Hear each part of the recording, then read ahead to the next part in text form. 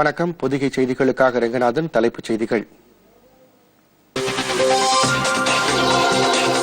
நாட்டின் வளர்ச்சிக்காக அனைத்து தரப்பினரையும் உள்ளடக்கிய வலுவான மேம்பட்ட தேசத்தை கட்டமைக்க அனைவரும் ஒன்றிணைந்து பணியாற்ற வேண்டும். பிரதமர் நரேந்திர மோடி.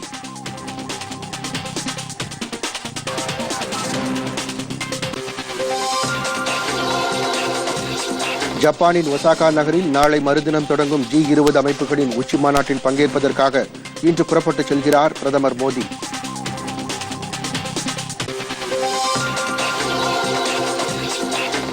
இரண்டு நாள் அரசுமுறை பயணமாக மத்திய உள்துறை அமைச்சர் அமித் ஷா இன்று ஜம்மு காஷ்மீர் செல்கிறார்.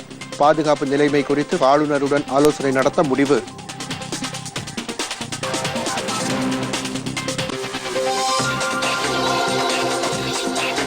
அமெரிக்க வெளியுறவுத்துறை அமைச்சர் மைக் பாம்பியோ வெளியுறவுத்துறை அமைச்சர் ஜெய்சங்கரை சந்தித்து இருதரப்பு உறவுகள் குறித்து இன்று முக்கிய ஆலோசனை.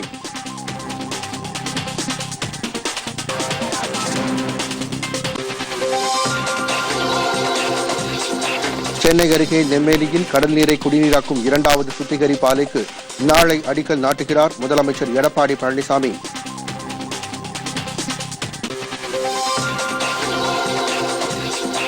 உலகக்கோப்பை கிரிக்கெட் போட்டித் தொடர் 64 ரன் வித்தியாசத்தில் இங்கிலாந்தை வீழ்த்தி அரையிறுதிக்கு முன்னேறியது ஆஸ்திரேலியா. பர்மிங்ஹாமில் இன்று நடைபெறும் லீக் ஆட்டத்தில் நியூசிலாந்து பாகிஸ்தான் அணிகள் மோதல். இனி விரிவான செய்திகள். நாட்டின் வளர்ச்சிக்காக வலுவான மேம்பட்ட அனைத்து தரப்பினரையும் உள்ளடக்கிய தேசத்தை கட்டமைக்க அனைவரும் ஒன்றிணைந்து பணியாற்ற வேண்டும் என பிரதமர் நரேந்திர மோடி கூறியுள்ளார். நாடாளுமன்ற கூட்டுக் கூட்டத்தில் குடியரசுத் தலைவர் ராம்நாத் கோவிந்த் கடந்த 20ஆம் தேதி ஆற்றிய உரைக்கு நன்றி தெரிவிக்கும் தீர்மானத்தின் மீதான விவாதம் இரு அவைகளிலும் நடைபெற்றது. நன்றி தெரிவிக்கும் தீர்மானத்தின் மீது பதிலளித்து பேசிய பிரதமர் நரேந்திர மோடி அனைத்து கட்சிகளைச் சேர்ந்த நாடாளுமன்ற உறுப்பினர்கள் தங்களுக்குள்ள கருத்து வேறுபாடுகளை களைந்து நாட்டின் வளர்ச்சிக்காக ஒன்றிணைந்து செயல்படுவது அவசியம் என்றும் இதன் மூலம் ஏழைகளின் வாழ்வாதாரம் மேம்படுவதோடு நாட்டின் கட்டமைப்பு மேம்படும் என்றும் தெரிவித்தார். ஊழலுக்கு எதிரான நடவடிக்கை தொடரும் என்றும் ஆனால் அரசியல் பழிவாங்கும் நோக்கத்துடன் இந்த அரசு ஒருபோதும் செயல்படாது என்றும் பிரதமர் குறிப்பிட்டார். மக்களுக்கு பிஜேபி ஆற்றிய நற்பணிகள் காரணமாகவே மீண்டும் ஆட்சி அமைக்க அவர்கள் வாய்ப்பு வழங்கியுள்ளதாகவும் இது பிஜேபியின் பணிகளுக்கு மக்கள் அளித்த அங்கீகாரம் எனவும் பிரதமர் தெரிவித்தார். நாட்டின் வளர்ச்சிக்காக செயல்படுத்தப்படும் திட்டத்திலிருந்து ஒருபோதும் விலக மாட்டோம் என்று குறிப்பிட்ட பிரதமர் வளர்ச்சிக்கான கொள்கைகளை நீர்த்துப் போக விடமாட்டோம் என்றார்.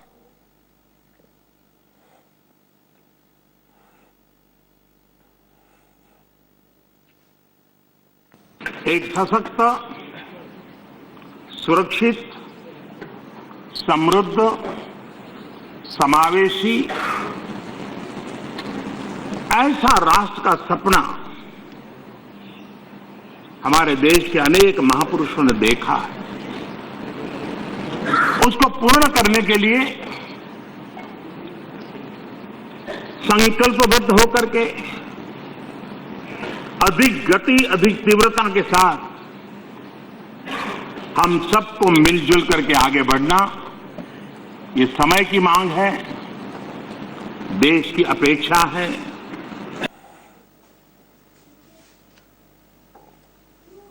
இந்நிலையில் குடியரசுத் தலைவர் உரைக்கு நன்றி தெரிவிக்கும் தீர்மானத்தின் மீதான விவாதம் மாநிலங்களவையிலும் இன்று நடைபெறவுள்ளது.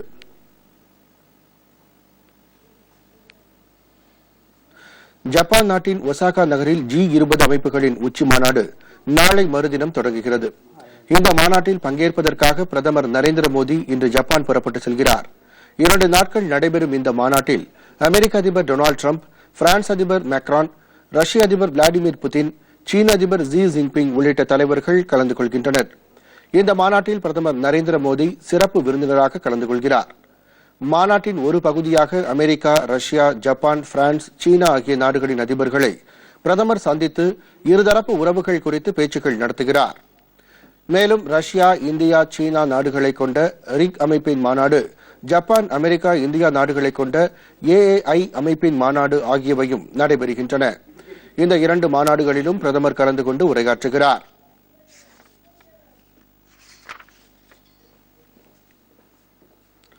மத்திய உள்துறை அமைச்சர் அமித் ஷா 2 நாள் பயணமாக ஜம்மு காஷ்மீருக்கு இன்று செல்கிறார். உள்துறை அமைச்சராக பதவியேற்ற பிறகு ஜம்மு காஷ்மீருக்கு முதல் முறையாக செல்லும் அவர் அம்மாநில ஆளுநர் சத்யபால் மாலிக்குடன் ஆலோசனை நடத்துகிறார். குறிப்பாக மாநிலத்தில் தற்போது இருக்கும் நிலைமை குறித்தும் அம்மாநிலத்தில் மேற்கொள்ள வேண்டிய பல்வேறு வளர்ச்சிப் பணிகள் குறித்தும் ஆலோசனை நடத்தவுள்ளார்.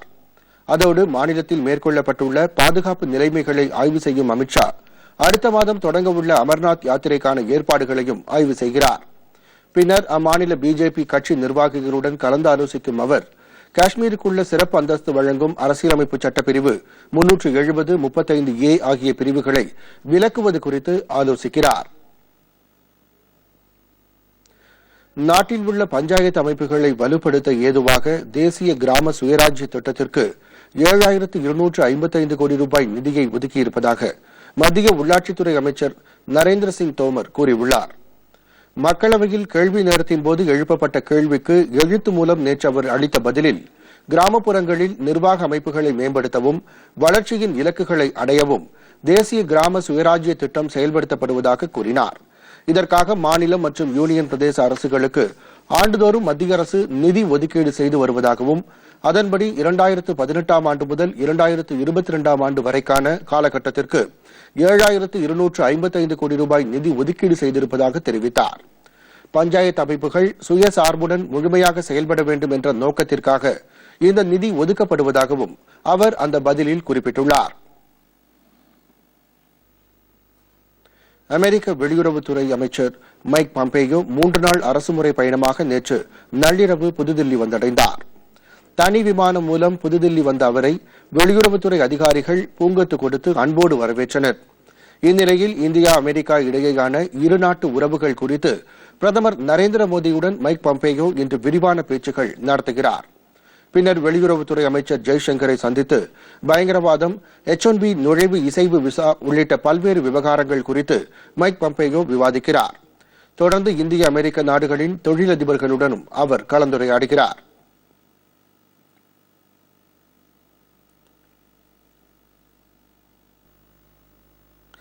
இதனிடையே குஜராத்தில் செய்தியாளர்களிடம் பேசிய வெளியுறவுத்துறை அமைச்சர் ஜெய்சங்கர் மைக் பாம்பேயோவுடன் நடைபெறவுள்ள சந்திப்பு முக்கியத்துவம் வாய்ந்தது என்றும் இந்த சந்திப்பின் போது அமெரிக்கா இந்தியா இடையே நிலவி வரும் வர்த்தக பிரச்சினைகள் குறித்து விரிவாக விவாதிக்கப்பட இருப்பதாகவும் தெரிவித்தார். பிரதமரின் வீட்டு வசதி திட்டம், அம்ருத் மற்றும் ஸ்மார்ட் சிட்டி எனப்படும் பொலிவுறு நகரம் திட்டங்களில் 8 லட்சம் கோடி ரூபாய் முதலீடு செய்திருப்பதாக மத்திய வீட்டு வசதி மற்றும் நகர்ப்புற விவகாரங்கள் துறை அமைச்சர் ஹர்தீப் சிங் பூரி கூறியுள்ளார். தமிழகம் உள்ளிட்ட பல்வேறு மாநிலங்களில் மத்திய மாநில அரசுகளின் உதவியுடன் செயல்படுத்தப்பட்டு வரும் பல்வேறு திட்டங்கள் குறித்து மாநில அரசுத்துறை அதிகாரிகளுடன் தில்லியிலிருந்து காணொலி காட்சி மூலம் கலந்துரையாடிய அவர் நகர்ப்புற மறுசீரமைப்புக்கான முதலீட்டை 2014 ஆண்டு முதல் 5 ஆண்டுகளுக்கான முதலீட்டை 554% அதிகரித்து 10.31 லட்சம் கோடியாக உயர்த்தப்பட்டுள்ளதாக தெரிவித்தார். நகர்ப்புறங்களில் வாழும் ஏழைகளுக்கு உதவும் வகையில் பிரதமரின் வீட்டு வசதி திட்டத்தின் கீழ் சுமார் 5 லட்சம் கோடி செலவில் 81 லட்சத்திற்கும் அதிகமான வீடுகள் கட்ட அனுமதி வழங்கப்பட்டு இதுவரை 26 லட்சம் வீடுகள் கட்டி முடிக்கப்பட்டு பயனாளிகளுக்கு வழங்கப்பட்டிருப்பதாக அவர் தெரிவித்தார். குடிநீர் தட்டுப்பாடு என்ற நிலையிலிருந்து குடிநீர் பாதுகாப்பு என்ற நிலையை அடைவதற்கு 33,900 கோடி ரூபாய் செலவில் நாடு முழுவதும் 1,132 திட்டங்கள் செயல்படுத்தப்பட்டு வருவதாக ஹர்தீப் சிங் பூரி குறிப்பிட்டார். நடப்பாண்டில் 2 லட்சம் இஸ்லாமியர்கள் அரசின் மானியம் இல்லாமல் ஹஜ் புனித யாத்திரை மேற்கொள்ள இருப்பதாக மத்திய சிறுபான்மையினர் விவகாரங்கள் துறை அமைச்சர் முக்தார் அப்பாஸ் நக்வி கூறியுள்ளார். நடப்பாண்டில் ஹஜ் புனித யாத்திரை மேற்கொள்வதற்கான 2 நாள் பயிற்சி முகாமை புதுதில்லியில் தொடங்கி வைத்த பின் செய்தியாளர்களிடம் பேசிய அவர் நடப்பாண்டில் 2 லட்சம் இஸ்லாமியர்கள் ஹஜ் புனித பயணம் மேற்கொள்ள இருப்பதாகவும் இதில் 48% பேர் பெண்கள் எனவும் தெரிவித்தார். மேலும் 2340 பெண்கள் ஆண் துணை இல்லாமல் தனியாக இந்த புனித பயணத்தை மேற்கொள்ள இருப்பதாகவும் அவர் கூறினார். 1,40,000 பேர் இந்திய ஹஜ் குழு மூலம் இந்த பயணத்தை மேற்கொள்ள தேர்ந்தெடுக்கப்பட்டுள்ளனர் என்றும் எஞ்சிய 60,000 பேர் தனியார் ஹஜ் பயண ஏற்பாட்டாளர்கள் மூலம் பயணம் மேற்கொள்கின்றனர் என்றும் அமைச்சர் நக்வி கூறினார். இந்த புனித பயணத்தை மேற்கொள்ள ஏதுவாக 500க்கும் மேற்பட்ட விமானங்கள் ஹஜ்ஜுக்கு இயக்கப்பட இருப்பதாகவும் அவர்களின் சுகாதாரத்தை கருத்தில் கொண்டு மெக்காவில் 16 சுகாதார மையங்களும் மதீனாவில் 3 சுகாதார மையங்களும் அமைக்கப்பட இருப்பதாகவும் அவர் குறிப்பிட்டார். மத்திய வெளியுறவுத்துறை அமைச்சராக பதவியேற்றுள்ள எஸ் ஜெய்சங்கர் மாநிலங்களவைக்கு உறுப்பினராக தேர்ந்தெடுப்பதற்கான வேட்புமனுவை நேற்று தாக்கல் செய்தார். முன்னாள் அதிகாரியான அவர் மத்திய அமைச்சராக பொறுப்பேற்றவுடன் 2 தினங்களுக்கு முன்பு பிஜேபியில் தம்மை முறைப்படி இணைத்துக் கொண்டார். இதையடுத்து குஜராத் மாநில சட்டப்பேரவை மூலம் நாடாளுமன்ற மக்களவைக்கு உறுப்பினரை தேர்ந்தெடுப்பதற்கான வேட்புமனுவை அவர் தாக்கல் செய்தார். அவருடன் குஜராத் மாநில முதலமைச்சர் விஜய் ரூபானி மற்றும் பிஜேபி தலைவர்கள் உடனிருந்தனர்.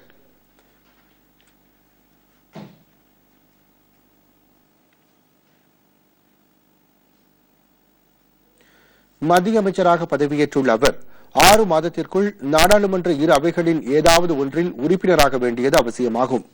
மாநிலங்களவை உறுப்பினருக்கான தேர்தலில் மற்றொரு பிஜேபி வேட்பாளராக ஜுகல் தாக்கூரும் தனது வேட்புமனுவை தாக்கல் செய்தார். குஜராத் சட்டப்பேரவை மூலம் மாநிலங்களவைக்கு தேர்ந்தெடுக்கப்பட்டிருந்த அமித்ஷாவும் ஸ்மிருதி இரானியும் 17வது மக்களவைக்கு உறுப்பினர்களாக தேர்ந்தெடுக்கப்பட்டனர். இதையடுத்து 2 இடங்கள் காலியானதால் தேர்தல் ஆணையம் அண்மையில் இதற்கான தேர்தலை அறிவித்தது. இதற்கிடையே குஜராத் சட்டப்பேரவை மூலம் மாநிலங்களவைக்கு 2 உறுப்பினர்களை தேர்ந்தெடுக்க தனித்தனியாக அறிவிக்கை வெளியிடும் தேர்தல் ஆணையத்தின் முடிவில் தலையிட முடியாது என்று உச்சநீதிமன்றம் தீர்ப்பளித்துள்ளது. ஆரோக்கியமான மாநிலங்கள் முன்னேற்றமான இந்தியா என்பது குறித்த 2வது அறிக்கையை நித்தி ஆயோக் புதுதில்லியில் நேற்று வெளியிட்டது. நித்தி ஆயோக்கின் துணைத் தலைவர் ராஜீவ் குமார் இந்த அறிக்கையை வெளியிட்டார். இந்த அறிக்கையின்படி நித்தி ஆயோக்கின் சுகாதார குறியீட்டில் கேரளா முதலிடத்தில் உள்ளது. ஆந்திர பிரதேசமும் மகாராஷ்டிராவும் 2வது 3வது இடங்களில் உள்ளது. கடந்த அறிக்கையின் சுகாதார குறியீட்டோடு ஒப்பிடும்போது ஊக்கமிக்க செயல்பாட்டில் ஹரியானா, ராஜஸ்தான், ஜார்க்கண்ட் ஆகியவை முதலிடத்தில் உள்ளன. மாநிலங்களும் யூனியன் பிரதேசங்களும் ஒவ்வொரு ஆண்டும் சுகாதாரம் தொடர்பான செயல்பாடுகளில் எவ்வகையான மாற்றங்களை கொண்டிருக்கின்றன என்பதை மதிப்பிடுவதாக இந்த அறிக்கை உள்ளது. நித்தி ஆயோக்கின் உறுப்பினர் வி.கே. பால் கருத்து தெரிவிக்கும் போது மாநிலங்கள் தங்களின் கடந்த கால செயல்பாட்டோடு தற்போதைய செயல்பாட்டை முறைப்படியாக மதிப்பீடு செய்து கொள்ள இத்தகைய அறிக்கை உதவும் என்றார். இந்த அறிக்கை மத்திய சுகாதாரம் மற்றும் குடும்ப நல அமைச்சகம் உலக வங்கியின் தொழில்நுட்ப உதவியுடன் தயாரித்தது. வங்கியில் பல கோடி ரூபாய் கடன் வாங்கிவிட்டு வெளிநாட்டிற்கு தப்பி ஓடிய வைர வியாபாரி மெஹில் சோக்ஷி இந்தியாவுக்கு நாடு கடத்தப்படுவார் என்று ஆன்டிகுவா நாட்டு பிரதமர் கேஸ்டன் பிரவுன் கூறியுள்ளார். தொழிலதிபர் நீரவ் மோடியை தொடர்ந்து வங்கியில் கடன் வாங்கிவிட்டு தலைமறைவான வைர வியாபாரி மெஹில் சோக்ஷி ஆன்டிகுவாவில் தஞ்சமடைந்துள்ளார். அவரை நாடு கடத்தி இந்தியாவுக்கு கொண்டுவர மத்திய அரசு தீவிர நடவடிக்கை எடுத்து வருகிறது. ஆனால் அவர் விசாரணைக்கு ஒத்துழைக்காமல் தொடர்ந்து தலைமறைவாக இருந்து வருகிறார். இந்த நிலையில் தூதரக ரீதியாக அவரை இந்தியாவுக்கு கொண்டுவர நடவடிக்கை எடுத்துள்ளது. இந்த நிலையில் ஆன்டிகுவா பிரதமர் தொழிலதிபர் சோக்சி பற்றி முக்கிய அறிவிப்பை வெளியிட்டுள்ளார். சட்ட ரீதியாக அனைத்து வாய்ப்புகளையும் சோக்சி இழந்துவிட்டால் அவரை இந்தியாவுக்கு நாடு கடத்த தமது அரசு தயங்காது என்றும் அவரது பாஸ்போர்ட் திரும்ப பெறப்படும் என்றும் கூறியுள்ளார். சென்னை அருகே நெம்மேலியில் அமைக்கப்பட உள்ள கடல் நீரை குடிநீராக்கும் 2வது சுத்திகரிப்பு நிலையத்திற்கு முதலமைச்சர் எடப்பாடி பழனிசாமி நாளை அடிக்கல் நாட்டுகிறார். சென்னை மாநகரின் குடிநீர் தேவையை பூர்த்தி செய்யும் வகையில் நாள் ஒன்றுக்கு 10 கோடி லிட்டர் குடிநீரை கடலில் இருந்து சுத்திகரித்து வழங்கும் நிலையம் ஏற்கனவே அமைக்கப்பட்டுள்ளது. இந்நிலையில் பருவமழை பொய்த்து போனதால் சென்னை மாநகரின் குடிநீர் தேவை அதிகரித்து வரும் நிலையில் கடல் நீரை குடிநீராக்கும் சுத்திகரிக்கும் 2வது நிலையத்தை அமைக்க தமிழக அரசு முடிவு செய்துள்ளது. சுமார் 1700 கோடி ரூபாய் மதிப்பில் அமைக்கப்படும் இந்த நிலையத்தின் மூலம் நாள் ஒன்றிற்கு 15 கோடி லிட்டர் தண்ணீர் பெற முடியும் என்றும் இதன் மூலம் சென்னை மற்றும் சுற்றுவட்டார பகுதி மக்களின் குடிநீர் தேவை பூர்த்தியாகும் என்றும் குடிநீர் வாரிய அதிகாரிகள் தெரிவித்துள்ளனர். நாளை அடிக்கல் நாட்டப்படவுள்ள இந்த புதிய திட்டம் அடுத்த 2 ஆண்டுகளில் முடிந்து பயன்பாட்டிற்கு கொண்டுவர திட்டமிடப்பட்டிருப்பதாக அந்த அதிகாரிகள் மேலும் கூறினர்.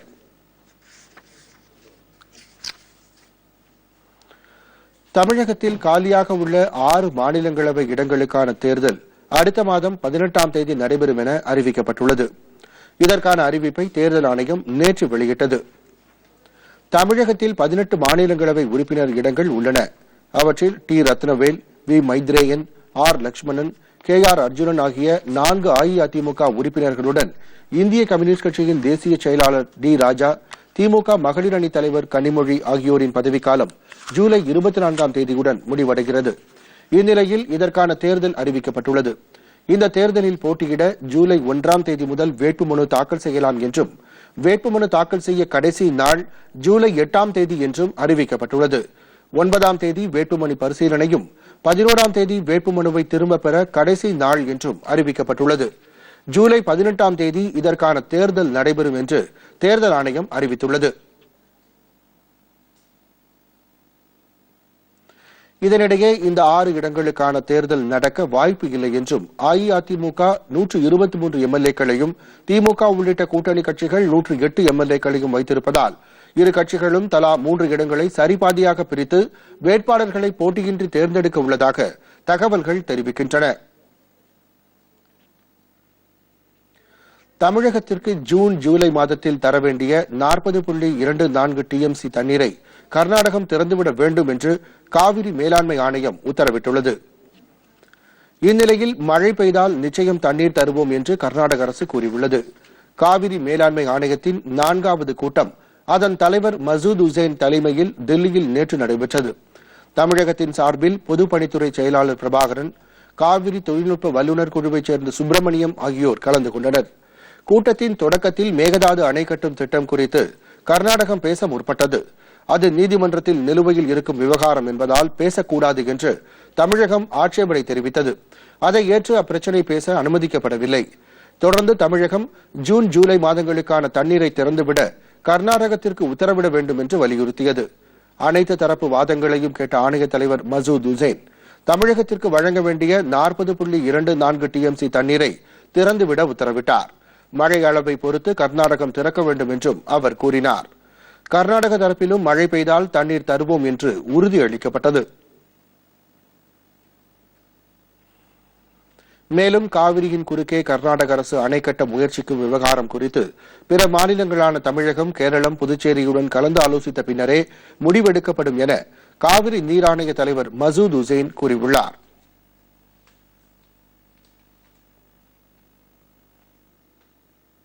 அடுத்து சில முக்கிய செய்திகளை விரைவு செய்திகளாக பார்ப்போம். தமிழகத்தில் நிலவும் தண்ணீர் பற்றாக்குறையை தீர்ப்பதற்கு அரசு முனைப்புடன் செயல்பட்டு வருவதாக அமைச்சர் ஜெயக்குமார் தெரிவித்துள்ளார். செய்தியாளர்களிடம் பேசிய அவர், எங்கெல்லாம் தண்ணீர் தட்டுப்பாடு உள்ளதோ அங்கெல்லாம் லாரிகள் மூலமாக குடிநீர் விநியோகம் செய்வதற்கு அனைத்து ஏற்பாடுகளும் செய்யப்பட்டு வருவதாகவும், சம்பந்தப்பட்ட அதிகாரிகளின் கண்காணிப்பில் பொதுமக்களின் குடிநீர் தேவை தீர்க்கப்பட்டு வருவதாகவும் அமைச்சர் கூறினார். போர்க்கால அடிப்படையில் திருவள்ளூர் மாவட்டத்தில் உள்ள மக்களுக்கு தங்கு தடையின்றி குடிநீர் விநியோகம் செய்யப்பட்டு வருவதாக மாநில ஊரக தொழில்துறை அமைச்சர் பெஞ்சமின் கூறியிருக்கிறார். திருவள்ளூர் மாவட்டத்தில் அனைத்து துறை சார்பில் மாவட்ட ஆட்சியர் தலைமையில் நடைபெற்ற அனைத்து துறை அதிகாரிகளுடன் நடைபெற்ற கூட்டத்திற்கு பின்பு செய்தியாளர்களிடம் பேசுகையில் இதை தெரிவித்தார். இம்மாவட்டத்தில் 36 குடிமராமத்து பணிகள் எடுக்கப்பட்டு 34 பணிகள் முடியும் தருவாயில் உள்ளதாக அமைச்சர் கூறினார். இந்த கூட்டத்தில் தமிழ் வளர்ச்சி மற்றும் தொல்லியல் துறை அமைச்சர் பாண்டியராஜன், மாவட்ட ஆட்சியர் மகேஸ்வரி ரவிக்குமார் உள்ளிட்டோர் கலந்து கொண்டனர். இந்த நிகழ்ச்சியில் நலத்திட்ட உதவிகளையும் அமைச்சர் வழங்கினார். அண்ணா பல்கலைக்கழக உறுப்பு கல்லூரிகளில் மட்டும் இந்த ஆண்டு கட்டண உயர்வு அமலுக்கு வருவதாக மாநில உயர்கல்வித்துறை அமைச்சர் KP அன்பழகன் தெரிவித்துள்ளார். இருப்பினும் இணைப்பு கல்லூரிகளுக்கு இது பொருந்தாது என்றும் அவர் கூறினார். பொறியியல் படிப்பில் சேர மாற்றுத்திறனாளி மாணவர்களுக்கான கலந்தாய்வு சென்னை தரமணியில் உள்ள மத்திய பாலிடெக்னிக் கல்லூரி வளாகத்தில் நடைபெற்றது. இதனை பார்வையிட்ட பின் செய்தியாளர்களிடம் பேசிய அமைச்சர், உறுப்பு கல்லூரிகளுக்கான கட்டணம் ஒரு பருவத்திற்கு 9,000 ரூபாயிலிருந்து 15,000 ரூபாயாக உயர்த்தப்படுகிறது என்றார். மாற்றுத்திறனாளி மாணவர்களுக்கு ஒதுக்கப்பட்ட இடங்களை விட மிக குறைவாக 141 பேர் மட்டும் விண்ணப்பித்திருப்பதால் அனைவருக்கும் வாய்ப்பளிக்கப்படும் என்றும் அவர் தெரிவித்தார். இன்று நடைபெறவுள்ள இராணுவ வீரர்களின் வாரிசுகள் பிரிவுக்கு 150 இடங்கள் ஒதுக்கப்பட்டுள்ள நிலையில் 950 பேர் விண்ணப்பித்திருப்பதாகவும், விளையாட்டு வீரர்களின் பிரிவுக்கு 500 இடங்கள் ஒதுக்கப்பட்டுள்ள நிலையில் 1650 பேர் விண்ணப்பித்துள்ளனர் என்றும் அமைச்சர் கூறினார். மறைந்த முன்னாள் பிரதமர் VP சிங்கின் 88வது பிறந்த நாள் நேற்று சென்னையில் கொண்டாடப்பட்டது. இந்த விழாவில் பேசிய திராவிட கழக தலைவர் கி. வீரமணி, அடித்தட்டு மக்களுக்காகவும் நாட்டின் பொருளாதார வளர்ச்சிக்காகவும் அரும் பணியாற்றியவர் VP சிங் என்று புகழாரம் சூட்டினார். இந்த கூட்டத்தில் திராவிட முன்னேற்ற கழகத்தைச் சேர்ந்த முன்னாள் அமைச்சர் பொன்முடி, இந்திய கம்யூனிஸ்ட் கட்சியைச் சேர்ந்த மாநில செயலாளர் முத்தரசன், மனிதேய மக்கள் கட்சியைச் சேர்ந்த ஜவாஹிருல்லா உள்ளிட்டோர் கலந்து கொண்டு விபி சிங் ஆற்றிய பல்வேறு பணிகளை நினைவு கூர்ந்த அவர்கள் இளைய தலைமுறையினருக்கு ஒரு எடுத்துக்காட்டாக விளங்கியவர் என்று புகழாரம் சூட்டினார். மழைநீர் சேகரிப்பு திட்டம் அனைத்து வீடுகளிலும் அரசு கட்டிடங்களிலும் கொண்டு வர வேண்டும் என்று மாநில பிஜேபி தலைவர் தமிழிசை சவுந்தரராஜன் கேட்டுக்கொண்டுள்ளார்.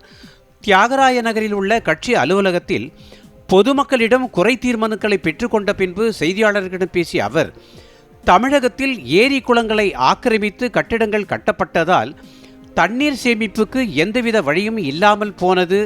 ஸ்மார்ட் சிட்டி போன்ற பல மத்திய அரசின் திட்டங்கள் தமிழகத்திற்கு கொண்டு வரப்படும் போது மக்களுக்கு அவை நன்மை தரும் என்றும் அவர் கூறினார். ஈரோடு மாவட்டம் சத்தியமங்கலம் வேளாண்மை உற்பத்தியாளர்கள் கூட்டுறவு சங்கத்தில் நடைபெற்ற பருத்தி ஏலத்தில் 8000 மூட்டை பருத்தி ஒன்று 1.5 கோடி ரூபாய்க்கு விற்பனை செய்யப்பட்டதாக கூட்டுறவு சங்க அதிகாரி தெரிவித்தார்.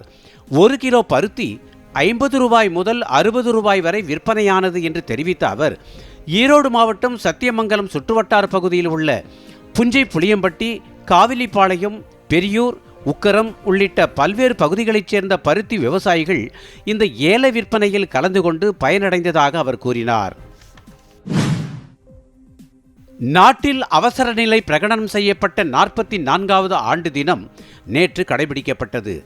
1975ஆம் ஆண்டு ஜூன் 25ஆம் தேதி நள்ளிரவு அப்போதைய பிரதமர் இந்திரா காந்தி அவசர நிலையை பிறப்பித்தார். இந்த நாளை ஒட்டி பிரதமர் நரேந்திர மோடி விடுத்துள்ள ட்விட்டர் செய்தியில், அவசர நிலை காலத்தின் போது பயமின்றி தைரியமாக ஜனநாயகத்தின் நிலைநாட்டும் பணிகளை மேற்கொண்ட அனைவருக்கும் தாம் தலைவணங்குவதாக கூறியுள்ளார். சர்வாதிகார போக்கிற்கு தடையாக இருந்த அனைவருக்கும் மரியாதை செலுத்துவதாக பிரதமர் குறிப்பிட்டுள்ளார். பாதுகாப்புத்துறை அமைச்சர் ராஜ்நாத் சிங் விடுத்துள்ள செய்தியில், இந்திய வரலாற்றில் அவசர நிலை பிரகடனம் இருள் சூழ்ந்த நாளாகும் என்று கூறினார்.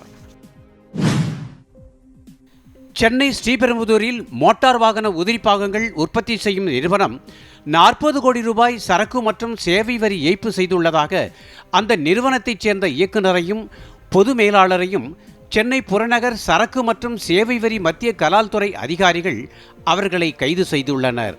இவர்கள் இருவரும் தென்கிழக்கு ஆசியாவைச் சேர்ந்தவர்கள் என்று தெரியவருகிறது. வரி ஏய்ப்பு செய்தவர்களை ஜிஎஸ்டி துறை தொடர்ந்து கண்காணிக்கப்பட்டு வரி ஏய்ப்பு செய்பவர்களுக்கு அழைப்பாணை அனுப்பப்பட்டு வருவதாகவும், அழைப்பாணைக்கு பதிலளிக்காவிட்டால் சட்டப்படி 6 மாத சிறை தண்டனை வழங்கப்படும் என்று சரக்கு மற்றும் சேவை வரித்துறை வெளியிட்டுள்ள செய்திக்குறிப்பில் தெரிவிக்கப்பட்டுள்ளது. பிரதமர் நரேந்திர மோடி அகில இந்திய வானொலியில் மன் கி பாத் மனதின் குரல் நிகழ்ச்சியில் வரும் 30ஆம் தேதி உரையாற்றுகிறார். பொதுமக்கள் தங்கள் கருத்துக்களை மைகோ ஓபன் ஃபாரம் மற்றும் நமோ ஆப் மூலமாகவும் 1800117800 என்ற இலவச தொலைபேசி எண்ணிலும் பதிவு செய்யலாம். 2வது முறையாக நரேந்திர மோடி பிரதமராக பதவியேற்ற பின் உரையாடும் முதல் மன் கி பாத் மனதின் குரல் நிகழ்ச்சி இது என்பது குறிப்பிடத்தக்கது.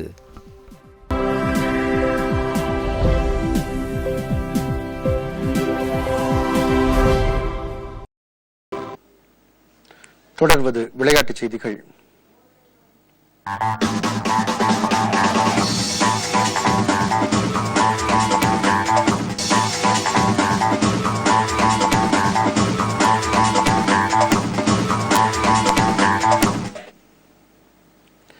உலகக்கோப்பை போட்டித் தொடரின் அரையிறுதி ஆட்டத்தில் ஆஸ்திரேலிய அணி முன்னேறியுள்ளது.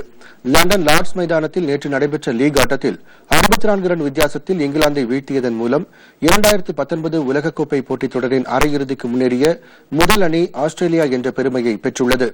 இந்த லீக் ஆட்டத்தில் முதலில் டாஸ் வென்ற இங்கிலாந்து பந்து வீச தீர்மானித்தது. அதன்படி களம் இறங்கிய ஆஸ்திரேலிய அணி நிர்ணயிக்கப்பட்ட 50 ஓவரில் 7 விக்கெட்டுகளை இழந்து 285 ரன்களை குவித்தது. அந்த அணியின் கேப்டன் பிஞ்ச் 100 ரன்னும், வார்னர் 53 ரன்னும், ஸ்டீவ் ஸ்மித் 38 ரன்னும் எடுத்தனர். இதைத் தொடர்ந்து 286 ரன் வெற்றி என்ற இலக்குடன் களம் இறங்கிய இங்கிலாந்து அணி 44.4 ஓவரில் அனைத்து விக்கெட்டுகளையும் இழந்து 221 ரன் மட்டுமே எடுத்து தோல்வியடைந்தது.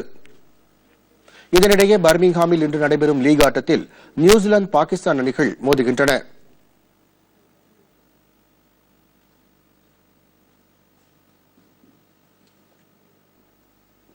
தொடர்வது பத்திரிகை செய்திகள்.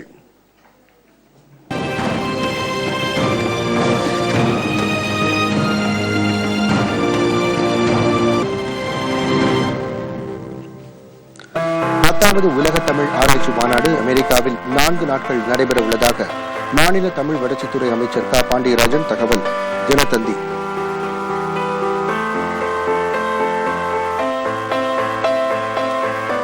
மருத்துவம் மற்றும் பல் மருத்துவ படிப்புகளில் அகில இந்திய ஒதுக்கீடு இடங்களுக்கு விண்ணப்பிப்பதற்கான கால அவகாசம் நீட்டிப்பு. தினமணி.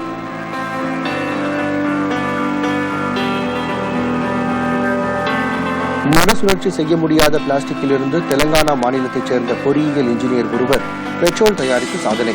தினமலர்.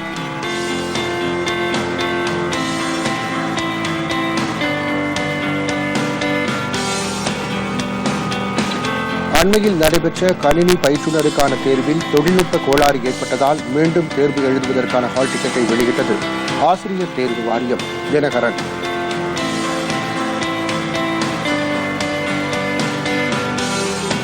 காஞ்சிபுரத்தைச் சேர்ந்த 12 வயது சிறுவனுக்கு அரிதான முதுகு தண்டுவட அறுவை சிகிச்சை வெற்றிகரம். கதிர்.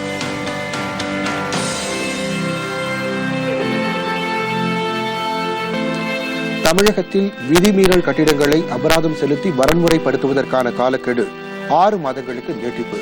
இந்து தமிழ் திசை.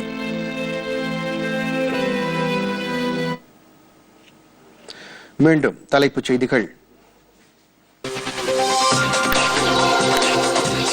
நாட்டின் வளர்ச்சிக்காக அனைத்து தரப்பினரையும் உள்ளடக்கிய வலுவான மேம்பட்ட தேசத்தை கட்டமைக்க அனைவரும் ஒன்றிணைந்து பணியாற்ற வேண்டும். பிரதமர் நரேந்திர மோடி.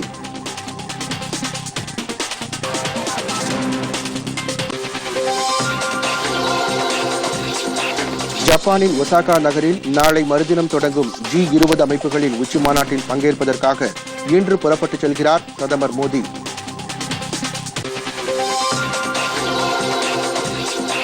இரண்டு நாள் அரசுமுறை பயணமாக மத்திய உள்துறை அமைச்சர் அமித்ஷா இன்று ஜம்மு காஷ்மீர் செல்கிறார்.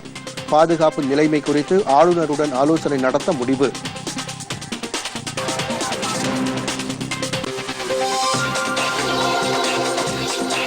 அமெரிக்க வெளியுறவுத்துறை அமைச்சர் மைக் பாம்பேயோ வெளியுறவுத்துறை அமைச்சர் ஜெய்சங்கரை சந்தித்து இருதரப்பு உறவுகள் குறித்து இன்று முக்கிய ஆலோசனை.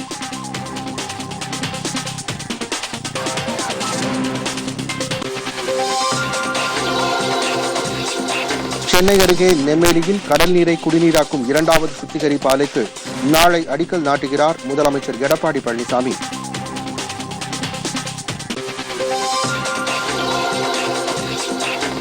உலகக்கோப்பை கிரிக்கெட் போட்டித் தொடர் 64 ரன் வித்தியாசத்தில் இங்கிலாந்தை வீழ்த்தி அரையிறுதிக்கு முன்னேறியது ஆஸ்திரேலியா. பர்மிங்ஹாமில் இன்று நடைபெறும் லீக் ஆட்டத்தில் நியூசிலாந்து பாகிஸ்தான் அணிகள் மோதல். இத்துடன் செய்திகள் நிறைவடைகின்றன. மீண்டும் செய்திகள் நண்பகல் 12 மணிக்கு. வணக்கம்.